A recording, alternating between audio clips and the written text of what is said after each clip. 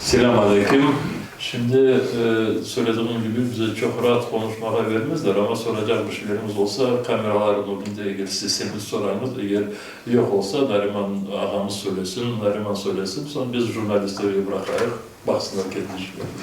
Bütün bu Mustafa'ga aytkan insanlara, ona şahsi, bana burada oturgan dostlarıma, sizlerge, elbette Ukrayna prezidentine endi çayım oldu, imkanım oldu ona işte şahsi öyle bir öz teşekkürümü bildirmeye ve aslında isterim öyle bir isteğim var, bütün bu insanların kollarını tutup onlara ayrıca teşekkürler bildirmeye. Biz aslında şartımız buraya değiştirilecek olsa Neriman üzerinde mutlaka bir arkadaşı olması gerekir. Bundan beri niye de var idi? Bizim kızcağımız ve Sever Mustafa'ya. Becerip olamadık.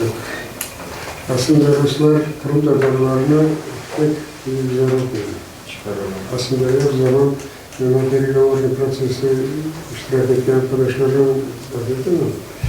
Kırım Tatarlarını beğenmek istiyorlar. Bu bütün mahpuslarla bağlı statistikalar bir şeyler orada varlar.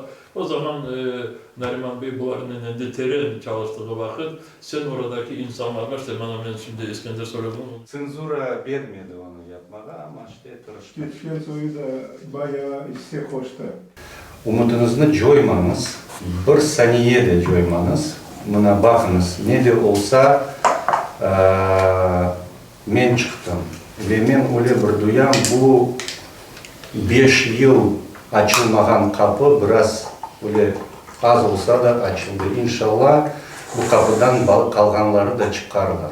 Ben özüm vazifemini hiç unutmam çünkü bu halkımız tarafından bir mandattır. Onun için elbette halkımızı temsil etmeye, onun menfaatlarını korçalamaya ben daima devam ederim.